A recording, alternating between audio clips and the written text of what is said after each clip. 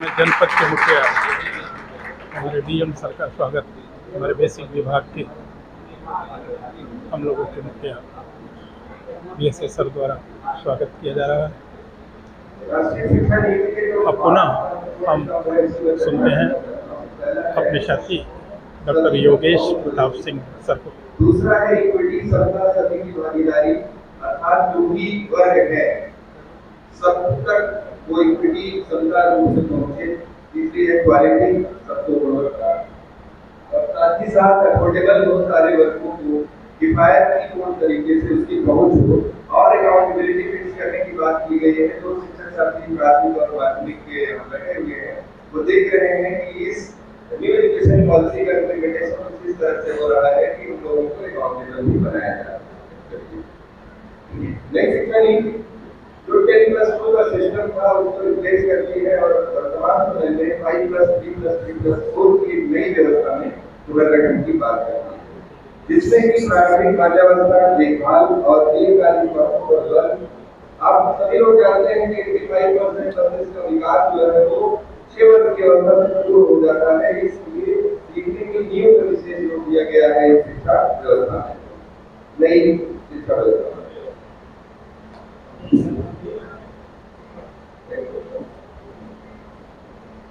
आंगनबाड़ी और पूर्व प्राथमिक शालाओं के सुदृढ़ीकरण की बात की गई है। हमारे बेसिक स्कूलों में अपनी प्राइमरी का सेक्शन बहुत सुनियोजित ढंग से चलाया जा रहा है। तो स्कूल रेडीनेस के साथ ही साथ फाउंडेशन लिटरेसी और लिटरेसी पर भी विस्तारपूर्वक काम कर रहे हैं। यानी पूर्व प्राथमिक शालाओं का निर्माण किया जा रहा है जो भौगोलिक रूप से और स्थानीय आवश्यकताओं के अनुरूप विकसित की जा रही है। बालवाड़ी का काम केंद्रों में शालाओं की स्थापना हो रही है या राष्ट्रीय नीति का एक प्रमुख संस्था कार्य भी किया जा रहा है। सबसे महत्वपूर्ण है बुनियादी साक्षरता और शिक्षा ज्ञान। आदरणीय मुख्यमंत्री जी के उद्बोधन में और आदरणीय शिक्षा मंत्री जी के उद्बोधन में आपने देखा कि एफएलएन में एक तात्कालिक आवश्यकता थी इंटरवीन करने की, और उस पर हमारा विभाग और हम सभी लोग काम कर रहे हैं। बच्चे के लर्निंग आउटकम के सापेक्ष दक्षताओं का निर्धारण है और उनका मूल्यांकन हो रहा है। साथ ही साथ समय सापेक्ष उसकी ट्रैकिंग की एक वैज्ञानिक व्यवस्था बनाई गई है जो न्यू एजुकेशन पॉलिसी के तहत ही हम लोग इम्प्लीमेंट कर रहे हैं।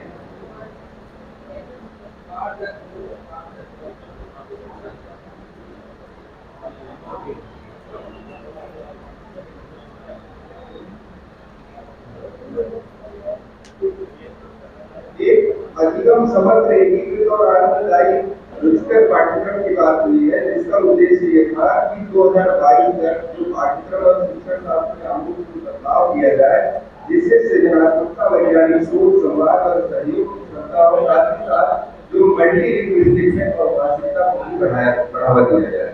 आपने देखा होगा कि तांबे के लोटे में हो सूर्य देवाय नमः से लेकर आधे की यात्रा जो हम लोगों ने की है, उस वैदिक ज्ञान, उस प्राचीन संस्कृति को कैसे नई शिक्षा नीति अपने को आत्मसात करते हुए आगे लेके जाए, उस पर भी नई राष्ट्रीय जो शिक्षा नीति है उस पर काम कर रहा है। स्कूल का जो शिक्षा क्रमिक ढांचा है उसमें बदलाव की बात की गई है, और जो सामाजिक आर्थिक आवश्यकताएं उभरी है उस पर भी नई शिक्षा नीति हमको दिशा देती है।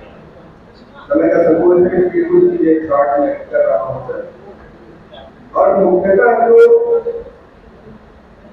ढांचे के पुनर्गठन की बात है, इसी में मैं आऊंगा और इसके साथ अपने उद्बोधन को समाप्त करूंगा कि 5+3+4 का जो स्ट्रक्चर है, ये हमको हमारे जो पौराणिक प्राचीन ज्ञान है, चाहे वो कार्पेंट्री हो, चाहे वो वेद पाठ का विषय हो, इन सबको समाहित करते हुए आधुनिक शिक्षा व्यवस्था में हमको समग्र रूप से आगे ले जाने के लिए यह शिक्षा नीति, यह राष्ट्रीय शिक्षा नीति एड्रेस करती है। साथ ही साथ बालवाटिका और एफएलएन जो फाउंडेशन लिटरेसी और न्यूमरेसी है, उसके टारगेटेड ओरिएंटेशन को भी यह राष्ट्रीय शिक्षा नीति एड्रेस करती है। आपने उसको समझ लिया, इसके लिए बहुत ही संक्षेप में राष्ट्रीय शिक्षा नीति का सार हमारे साथी आदरणीय योगेश सिंह सर के द्वारा प्रस्तुत किया गया। क्योंकि हमारे गणमान्य जनों के बीच कई कार्यक्रमों की प्रस्तुतियाँ होनी है, समय अभाव के कारण उसका विस्तार आदरणीय डॉक्टर योगेश सर द्वारा नहीं किया गया। बहुत बहुत बधाई, शुभकामनाएं आदरणीय डॉक्टर साहब को। ऐसे ही आपका उद्बोधन और प्रस्तुतिकरण हर मंचों पर जगमगाता रहे, सबको आनंदित करता रहे। बहुत बहुत शुभकामनाएं, बधाइयाँ।